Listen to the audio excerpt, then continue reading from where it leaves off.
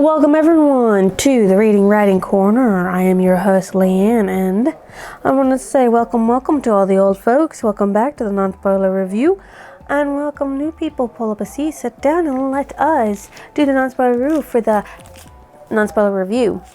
the Talisman by Peter Straub and Stephen King. I should have said Stephen King and Peter Straub, but for some reason I did it opposite. Anyways. This is an excellent book, if you must know, and part of my May TBR, which, as you can see, it is very colorful. This marks the second to last book in May TBR, and it's not even the end of May yet. It's the 26th, so I still have a few days left, and I'm hopefully going to get the last one in and done by then for the 2024 May TBR, but we'll see. This is actually part of a series called Talisman, which technically I didn't know, but I knew it was a duology, but I didn't know the name of the duology was called Talisman. About this series, Book 1, an epic thriller about a young boy's quest to save his mother's life. Book 2, is a man's quest to find a killer and stop the gruesome deaths from happening. I put that together. The first one I actually got from somewhere. The second part of it for the book 2, I just put it in there because literally they didn't have nothing about the actual series of the Talisman, but I just had one for the Talisman, and then I just read about a little bit blurb about what the Black House was, which is the second book in the series, and put it up here. What made me read this book? Well, for one, Stephen King dual wrote it. I mean, he had help, obviously, by Peter Straub. I don't know who did the most work in it, and I'm not going to say that. The equal parts, both of them. So, I know his books are good for horror, so that's why I read it. And I have read it before, and I loved it, and I wanted to see if I still loved it. And the answer to that is yes. Yes, I did. I still loved it. And I still wish it had a movie. But I have recently found out, as in the day I'm recording this, I found out that it's going to be a Netflix series. A little sad because I don't have Netflix.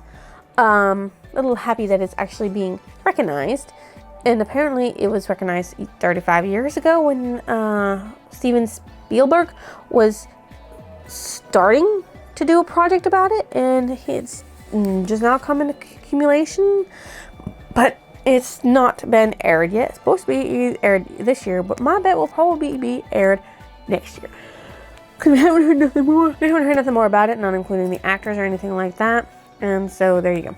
Now, the Amazon blurb that I found for the April 17th, 2018 version of this book being sold.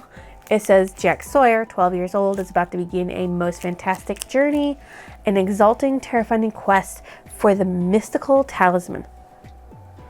The only thing that can save Jack's dying mother. But to reach his goal, Jack must make his way not only across the breadth of the United States, but also through the wondrous and menacing parallel world of the territories.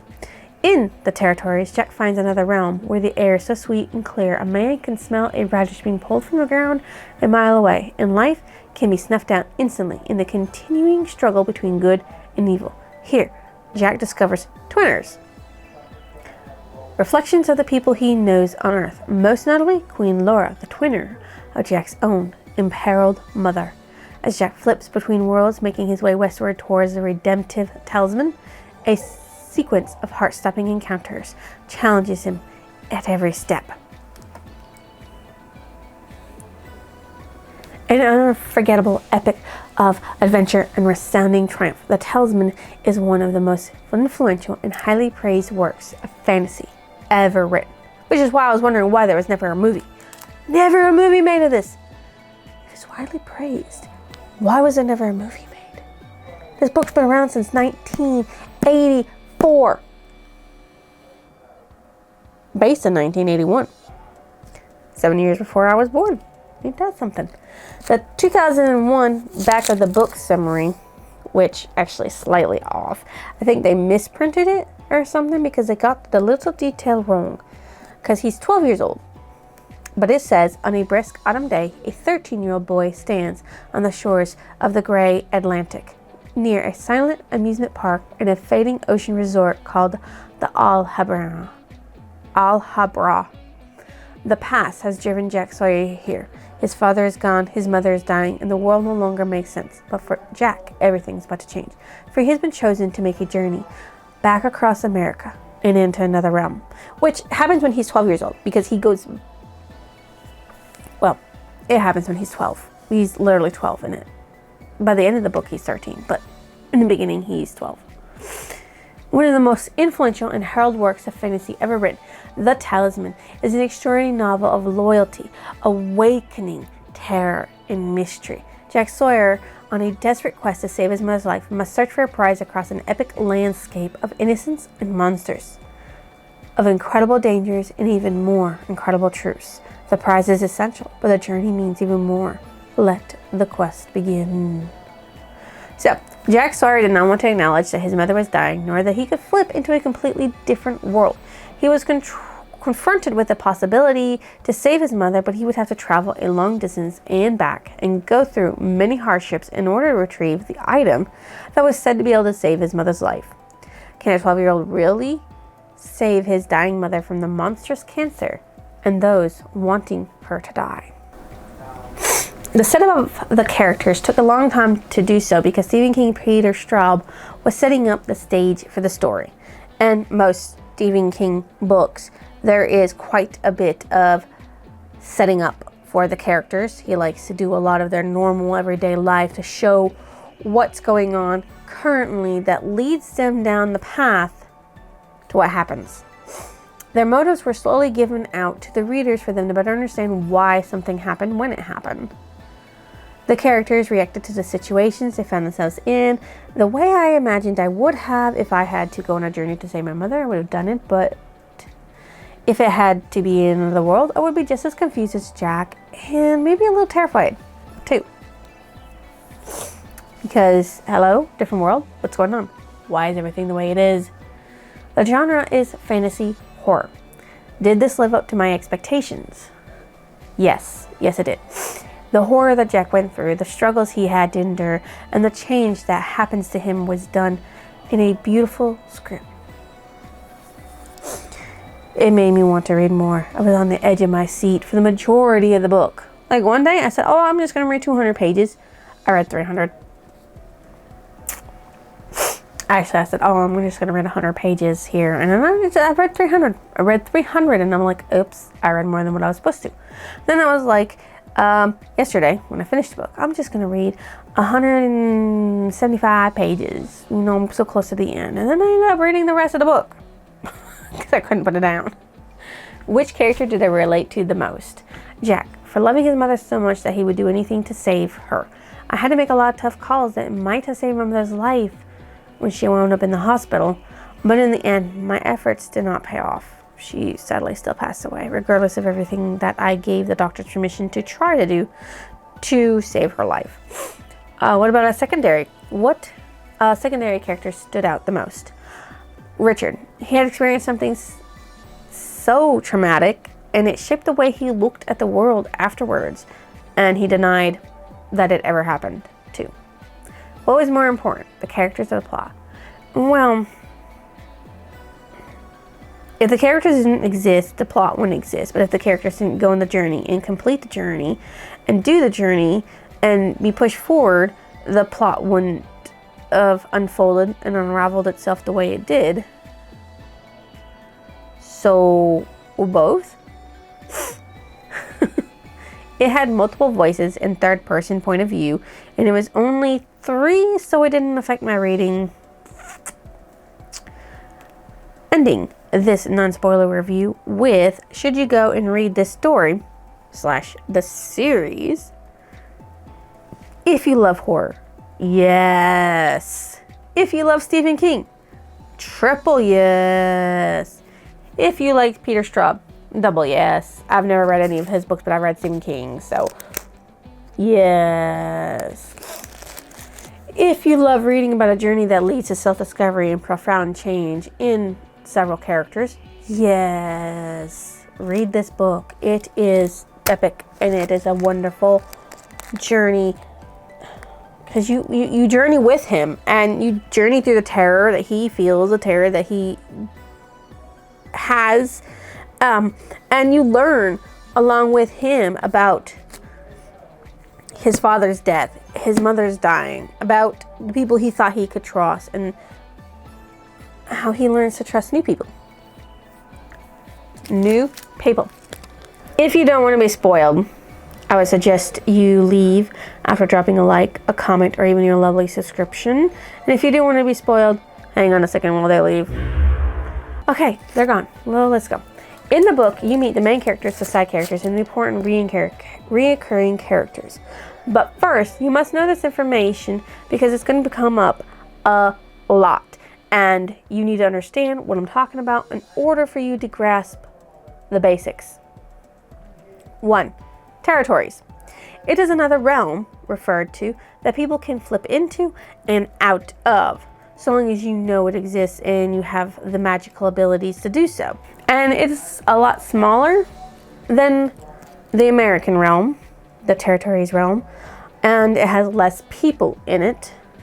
So, not everyone has what is called a twinner, which is like a double, a doppelganger. They don't exactly look the same, but they're close enough in similarities for personality and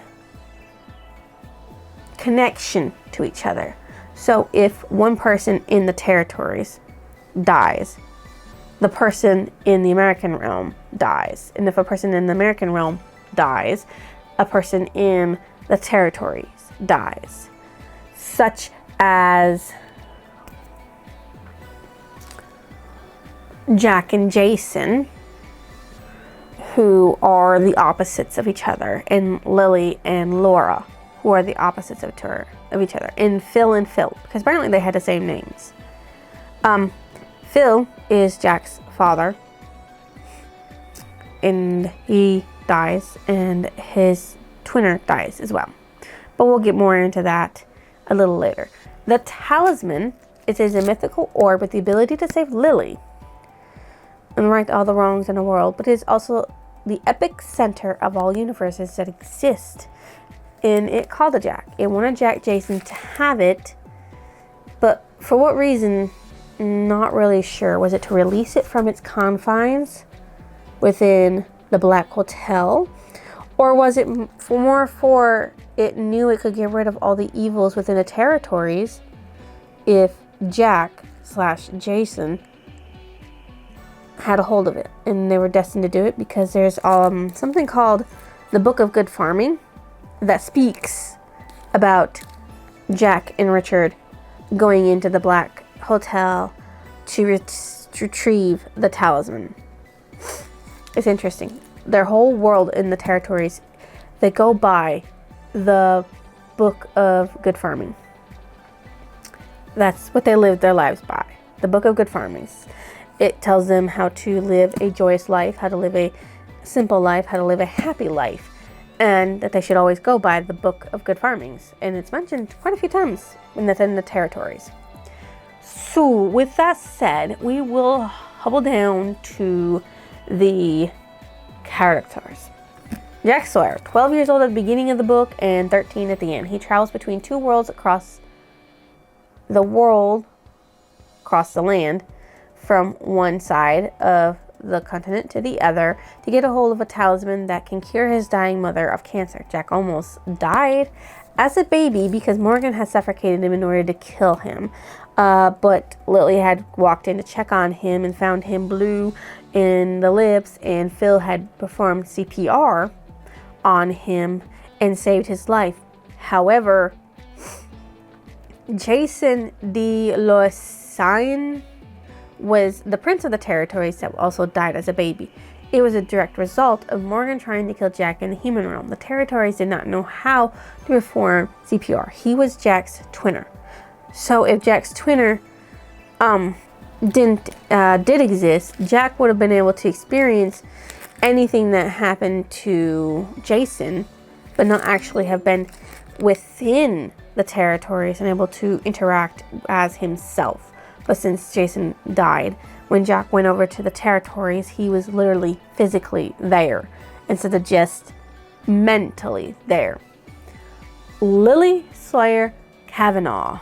She was considered the queen of the bees. She was an actress, and she was considered a queen actress. She brought Jack to an empty hotel called Alhambra in New Hampshire, where she thought she was going to die. She was married to Phil Sawyer. She had cancer. She knew she was dying, but she was also running away from Morgan Sloat, who had been the business partner / friend of Phil Sawyer. Her twinner was actually Laura Deloisian, queen of the territory. She was dying because Lily Sawyer was dying. So that's how twinners are affected. They might not die at the same time, but they do, in effect, have the same symptoms, and they die eventually. You have Tommy Woodbine, a lawyer who was killed by Morgan's friends in order to stop him from helping Lily, from preventing Morgan from gaining full control of the Sawyer and Sloat company and cutting Lily and Jack off from money that was owed to them because Phil was a owner of it and half of it belongs to Jack in the end. Then you have Phil Sawyer. Of course, he's already deceased in this, but he is mentioned several times in the book. He learned that he could flip into the territories when he was a college student, and could influence that world, but he knew it was dangerous to influence it too much. So he didn't want to do a lot with the world because they were far behind us in modern technology. And so he made the mistake of showing it to Morgan Sloat, his friend, when he was drunk. He confessed and talked about it when he was drunk once. Phil Sawtell was Phil Sawyer's twinner and prince that married the queen of the territories, but he died. They didn't exactly say how he died, but we do know that Phil Sawyer was shot by Osmond, or the twinner of Osmond, which you'll learn about who exactly he is in just a moment once I talk about him. All right. You have Richard Sloat. He is the son of the main villain. He almost died by drowning. His twinner did die. He had run-ins with the territories that horrified him to the point that he stopped believing in it until he faced with reality. He almost died because of his father. His father walked into a closet. When he went into the closet, his father wasn't there. And said something else was in the closet, and it touched him, and it was disgusting, and it was creepy, and it horrified him, and it scared him. Of course, Osmond, or better known as Gardner, he came by the house and Richard was just scared of him. It's like the time that Jack watched his dad go into the garage, and then he walked into the garage and his dad wasn't there, and he was like, well, where in the hell did my dad go? And then a couple hours later, his dad's walking down the street. Like, they both knew about the worlds, but they didn't actually understand. And Jack actually did flip into the worlds, but Richard didn't. But Richard was groomed, I guess you could say, to protect the Black Hotel where a talisman was set to stay, and by his father, because his father would bring him up there to Camp Readiness, where all these guys who looked wolfish were learning stuff, I guess. Anyways, his twinner, Rushton Orris, he died by drowning. And since they couldn't resuscitate him through CPR, yeah, there's that. Morgan Sloat. He learned that you could flip into the territories, and he wanted to introduce modern technology to the territories because he wanted to rule all the territories. When he learned that the talisman was an infinite connection to many universes, he just wanted to destroy the talisman so he could control the infinite universes. And he convinced Morgan of Orris, who lived in the Blasted Lands at somewhere at the end of the blasted lands on the ocean, that he should rule over the territories for Morgan Sloat. And he was also somebody that loved to kill and punish people severely. Like, if you don't do what I say, you're dead meat. Those who do are given rewards.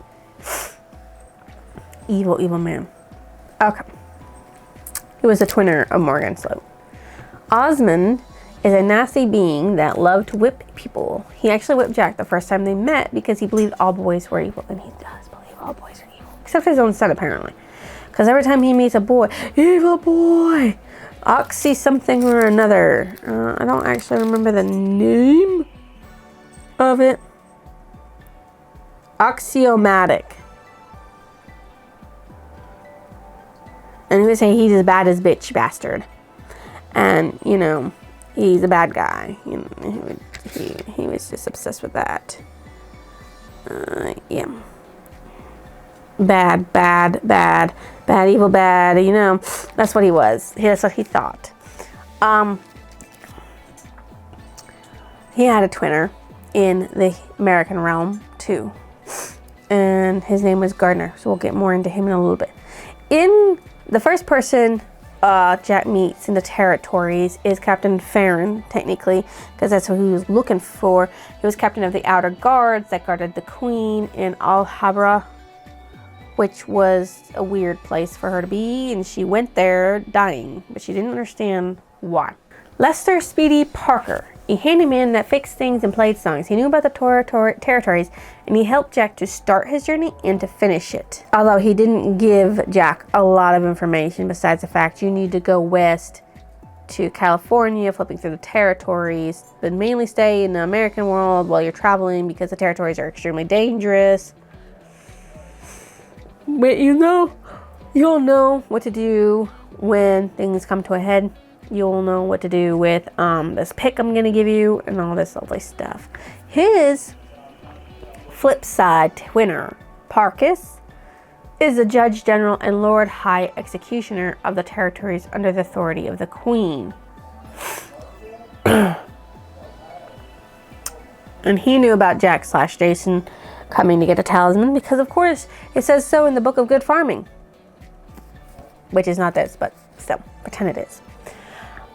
Jack meets a wolf-human hybrid for the first time in that world, and his name is Wolf.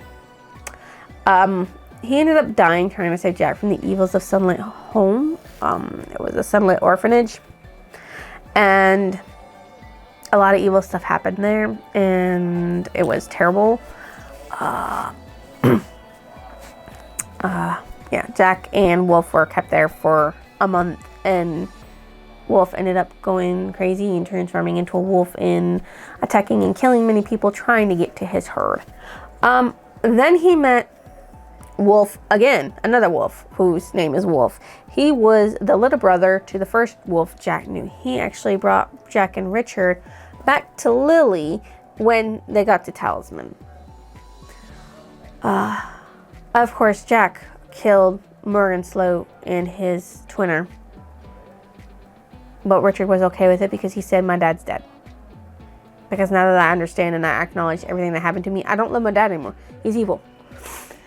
And that was the reason why he didn't want to acknowledge his dad in the first place. I mean, the territories in the first place. I remember any of that stuff because he didn't want to stop loving his dad.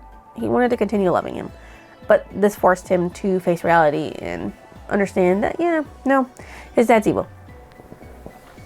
So, Reverend Sunlight Gardner, the twinner of Osmond that punished boys at the Sunlit Orphanage, where a judge would sit there and give him children, and he would pay them to do so. And these children he was trying to make confess of sins, and if they tried to run away, they would be flipped into the ore mines where gargoyles would whip them into working and everything. He actually burned Jack's hand in between the thumb and index finger right here.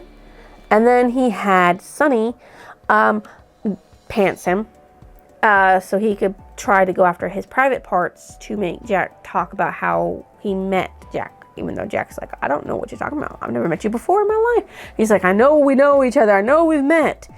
But it was actually Osmond that met Jack and not Gardner. Fred Janklow, he was one of the people at the orphanage, the Sunlight Orphanage, and he tried to run away. He was actually flipped into the territories where he was forced to work until he died by a gargoyle whipping him because he knocked over a mine cart and he was already dying, and the gargoyle went over there to whip him to death. Jack saw him when he tried to flip over there with Wolf to try to escape the Sunlit Garden orphanage, and they had to flip back because it was worse in the territories than it was in the house. Donald Keegan is an actual orphanage that lived at the Sunlight Garden home. Orphanage, whatever you want to call it. I forgot the official name of it, but it's in the book and I'm not looking it up. He actually survived Wolf's attack, and later on, at the very end, when the talisman is retrieved by Jack, he confesses to nobody that he did fall in love with Jack. He did. Sonny. Sonny was an evil kid that worked and helped Sunlight Gardner with keeping the boys in line. He was actually very into torturing people. He wanted to torture and even kill Jack. He didn't want to look at his junk because he wasn't good. He ends up dying by Wolf because Sunlight Gardner disappears. He runs away when Wolf is on the rampage so he can go to Morgan and avoid death in prison because cops were coming, because one of the kids called for the police. Judge Fairchild was the one who sent children to the Sunlit Gardner orphanage for money, along with Officer Williams. He was actually put on trial afterwards for what he did when it came out that they were doing terrible things there, torturing people, putting people in straitjackets and all kinds of stuff. And while he was going through his appeals and everything, he decided, once Jack got hold of the talisman, to off himself.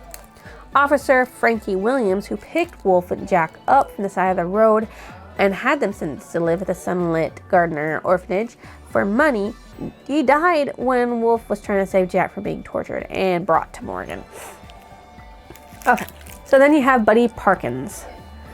By the way, Wolf did die in that. So sad.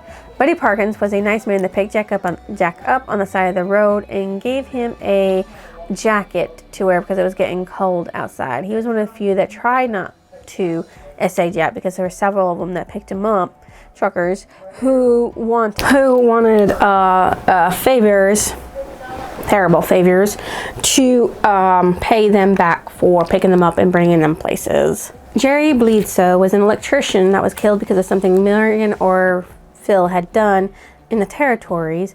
They caused somebody's death over there, and it probably caused Jerry's, because if you kill a twinner over there, you kill the over here. Smokey Updike, he ran the Oatley Tap.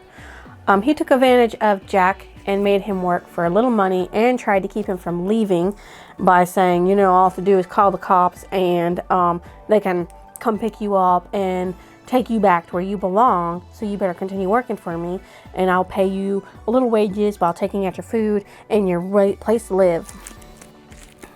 So there was that.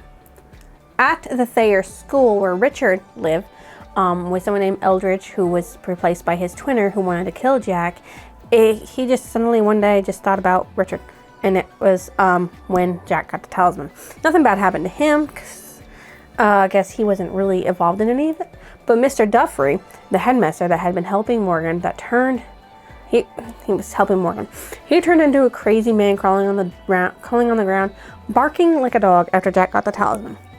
And Albert the Bob, who was only briefly mentioned and not actually seen in anything, had a little thing when Jack got the talisman, and it showed that he got a snack from his mom, of course, that he normally gets because he likes to eat the snacks his mom sends him, and he opened it up and it had bugs in it and worms in it and things like that, and he was like, ew, no. So every time he opened up one of them, all he saw was the worms and stuff, so he stopped eating the snacks and ended up losing weight and getting a girlfriend. Saying this all this over again. Rue Gardner was a crazy kid that killed animals. because Rule Osmond, or whatever his name is, in the realm of the territories, was killed by Jack. He died from a grand mal seizure traveling from Illinois to California. Rule Osmond, or the twinner of Rule Gardner, he was a pretty white and skinny thing with one arm that ended up in a wormy tentacle. Its eyes were adrift. And on different levels, he had fat red sores covering his cheeks. He was affected by radiation sickness, and Jack killed him by shoving a burning coin into his forehead. It also backfired on Jack and caused problems. Those are all the people that I thought were important to talk about. There were 3 point of views in this, and really that were the most important point of views, because there was some slightly, like, those few flashbacks of people and what happened to them when Jack got the talisman, and sometimes that, you know, like at the sunlight when Wolf was attacking other boys to get to Jack, those were there. Lily Sawyer had a very small spot in a couple of areas where she was the center of attention because there was nobody else around her when these happened. Morgan Sloat had a few chapters dedicated to himself and Osiris. And then, of course, the rest of it was Jack Sawyer. Like, the bulk of it was Jack Sawyer. My favorite character was Jack because he didn't give up on his quest. At first, he didn't know what was really at stake, but in the end, he knew why the quest was so important and that he had to finish it.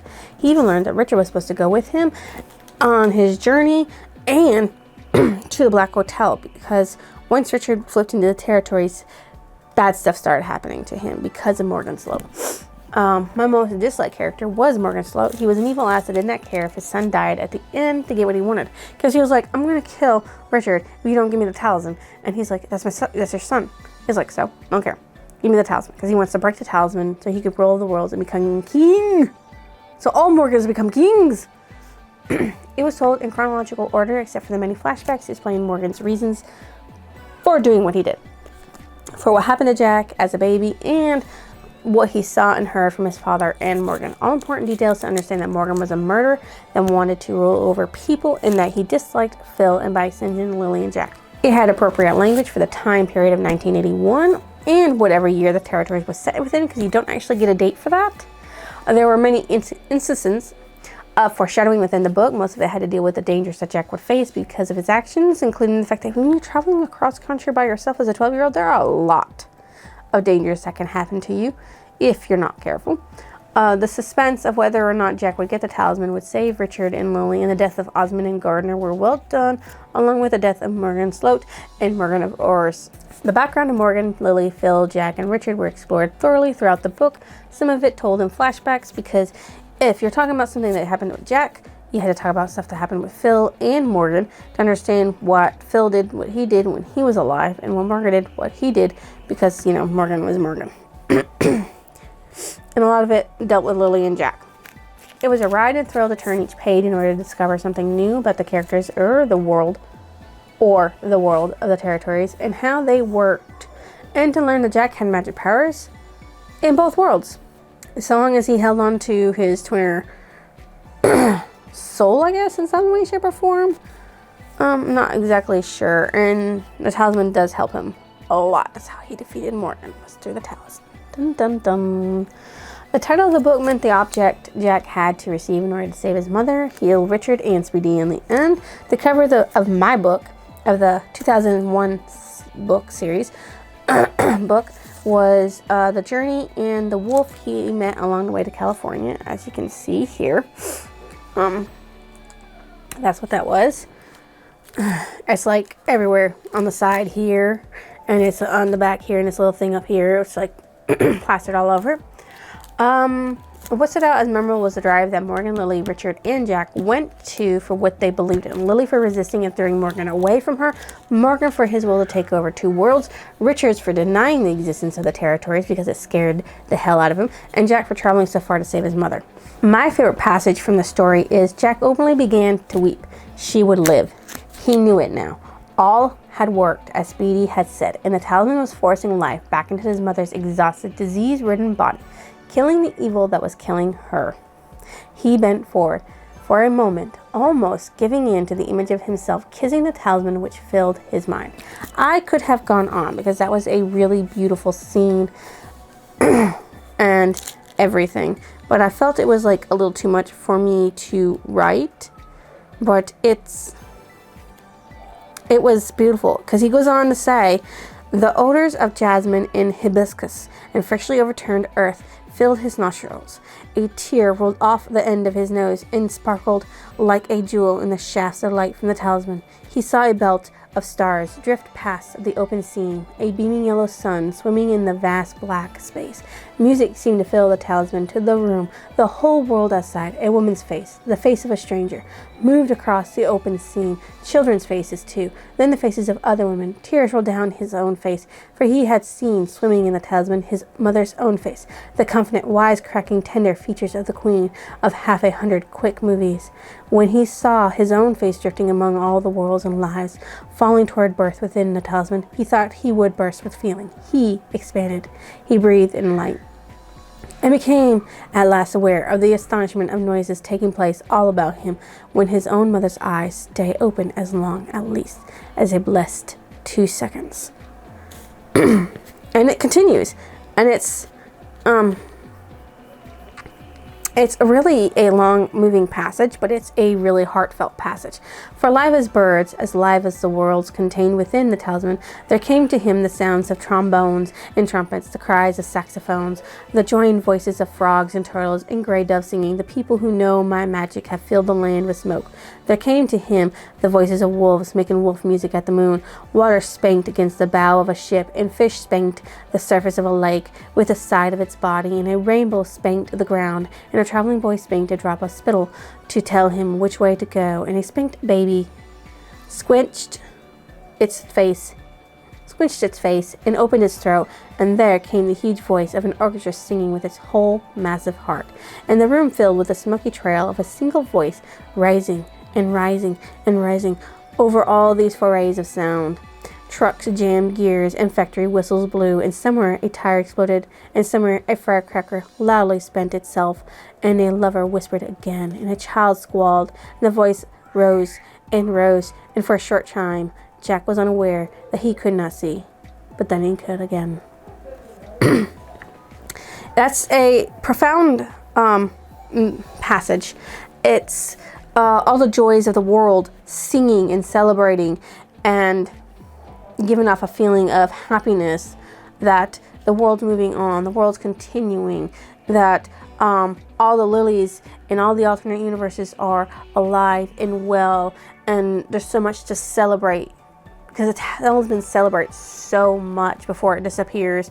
And Laura opens her eyes in the territories. The queen, Laura Desolé, Queen of the Territories, opened her eyes for the first time in months. It almost made me cry, because Jack was crying, and it was just, he did a lot to save his mother, and his paid off. His journey and the choices he made, it paid off. So, okay. So I looked, maybe like 30 minutes for a favorite quote within this, because I couldn't really decide what would be my favorite quote, or what was my favorite quote, or what was my favorite saying. So I settled for something a little more abstract. It is actually a quote by the talisman itself, because it whispered and spoke to Jack. It said, "No, Jack," the talisman whispered, and he understood why it had yielded to the gentle pressure of his hands. It was alive. Of course it was. "No, Jack. All will be well. All will be well. And all manner of things will be well. Only believe, be true, stand, do not falter now." This is when he's about to go outside and face Morgan Slope for the first time. But the saying, "all will be well, all will be well, and all manner of things will be well," is something that's repeated several times throughout the book as well. And I find it interesting that also the talisman believes all will be well. What I thought about the ending of the book. It was a happy ending for the most part. I'm sad that Richard lost his only remaining parent, but Richard thought of his father dead long before he actually died, because he couldn't correlate his father with the man he met, with the man he saw in the end. And he was like, "My dad's dead." But she was just like, "Your dad's out there." "My dad's dead, Richard." Jack, my dad said. That's what he says. Lily survived, and I just know Lily took Richard in and kept him safe. Jack not only saved his mother, but the Queen of the Territories, as well as the territories, from evil men. And that is a really good ending. What did the book remind me of? Sort of, in a way, The Thin Executioner by Darren Shan, but darker, way darker. I mean, they both got tortured. They both got put into a position of slavery. They both had a journey across the world. Even though their journeys were different, they still had a journey across their worlds to complete their task and do what they want. And they both return home triumphant in their own ways. This book, as you know, is part of a series called Talisman. Not the Talisman, like I wanted to say. And this one is about the journey. This book is about the journey to save his mother. And the next book, Black House, is about trying to save people from a serial killer that has connections to territories. Yeah. Okay, so I rate this a 5 because the storytelling, the scenes, and the characters, and the way it all blends together with the little bit of magic that's thrown in, it's chef's kiss. It is a perfectly blended story. And if you have not read The Talisman, what are you doing? Go read it. Go enjoy the nitty, the gritty, the dark, the journey of a boy's love to save his mother, and the worlds that are all connected. You just need to, okay? At one point towards the end, there are 2 passages of Jack standing and looking at a beach. They have a slight description of him, and he's at different ends of America. One, he's in California, and the other one is he's back in Alabama, New Hampshire's beach. And he's looking out, and there's a description of him with his flowing hair and how he's a beautiful boy. One at 12 and one at 13. In both, he thinks of his dying mother. And one, and he's standing on the edges of the beach in California. He thinks of friends, both absent and present, of worlds within worlds. And in the other, when he's back in Alhambra, about ready to save his mother, he believes his mother will turn on the light. For traveling Jack went the distance. I will see you next illusion.